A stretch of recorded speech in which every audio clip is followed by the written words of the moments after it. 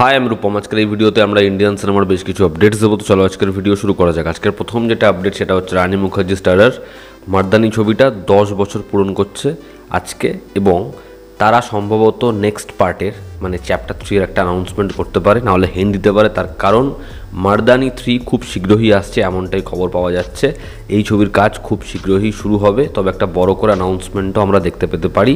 খুব শীঘ্রই আসছে মার্দানি চ্যাপ্টার 3। পরবর্তী যেটা আপডেট সেটা হচ্ছে দৃশ্যম পার্ট 3 নিয়ে।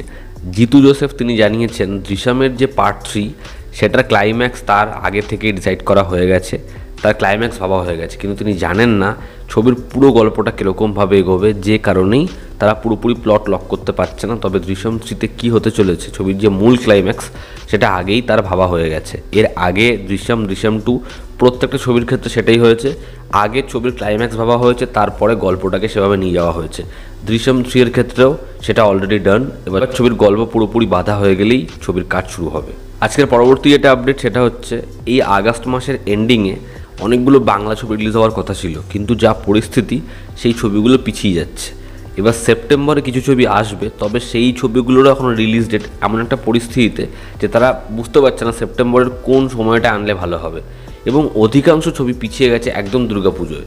তো এবার দুর্গাপুজোয় হয়তো আমরা 3-4 বছর আগের পরিস্থিতি দেখতে পেতে পারি, মানে দুর্গাপুজোর সময় হয়তো 8 থেকে 9খানা বাংলা সিনেমা মুক্তি পেল, যে কারণে এবছর দুর্গাপুজোর সময় অনেক চাপ থাকতে পারে সিনেমাগুলোর জন্য। তার কারণ ছোট যে সিনেমাগুলো সেই ছবিগুলো খুব বড় রিলিজ তো পাচ্ছেও না, উল্টো দিকে একটা ছবি আর একটা ছবির জন্য হার্ডেলস হয়ে দাঁড়াবে। থালাপতি বিজয়ের দ্য গোট, যে ছবিটা 2024-এর অন্যতম বড় সিনেমা, বাট এই ছবিটার ট্রেলার হিন্দি ডাবিংয়ের জন্য খুব বাজেভাবে ক্রিটিসিজম ফেস করেছে। তো এই ছবিতে মেকার্সদের পক্ষ থেকে একটা সিদ্ধান্ত নেওয়া হয়েছে, এবং এটা অফিসিয়াল নিউজ। থালাপতি বিজয়ের হিন্দি ডাবিং করছেন সংকেত মাহাত্রে। ফলত এই ছবির হিন্দি ডাবিং এবার বেশ স্ট্রং হতে চলেছে।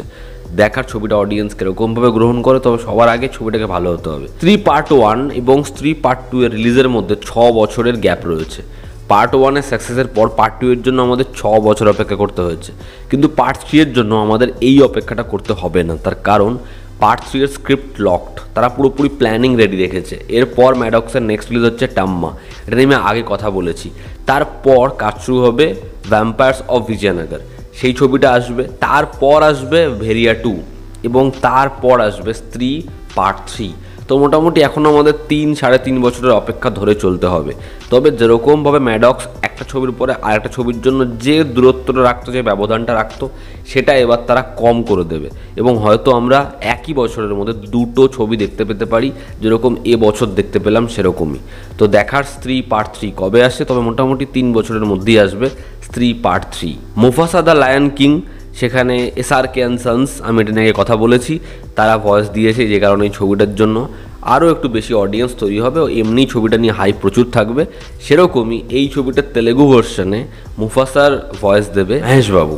দেখার এই ছবিটা তেলেগু জোনে কীরকম কি বিজনেস করতে পারে। খেল খেলমে ও ভেদা, দুটো ছবি বক্স অফিসে বাজেভাবে ডিজাস্টার হলো। একটা ছবি 20 কোটি টাকার বিজনেস করেছে, এবং লাইফ টাইমে হয়তো 22 থেকে 23 কোটি টাকা করবে, এবং অপরদিকে ভেদা, যে ছবিটার থেকে এক্সপেকটেশন বেশি ছিল, সেই ছবিটা অ্যাপ্রক্সিমেটলি 17 কোটি টাকার বিজনেস করেছে এখনও পর্যন্ত, এবং দুটো ছবি খুব বাজে ফলাফল করলো বক্স অফিসে। অপরদিকে স্ত্রী 2 এখনও পর্যন্ত 275 থেকে 280 কোটি টাকার কালেকশন করেছে অ্যাপ্রক্স, যেটা হিউজ। এবং এই ছবিটা আজকের কালেকশন যা করবে, কালকি 2898 এডির হিন্দি বেল্টের কালেকশনকে এই ছবিটা ছাপিয়ে যেতে চলেছে। দেখার এই ছবিটা লাইফ টাইম কালেকশন কেমন হয়। তো এই ছিল আজকের লেটেস্ট আপডেটস। ভালো লেগে থাকলে লাইক করো, শেয়ার করো, সাবস্ক্রাইব করো। তোমাদের কি অপিনিয়ন জানিও, জনতা আমাদের পাশে আছে। আবার দেখা হচ্ছে, টেক কেয়ার।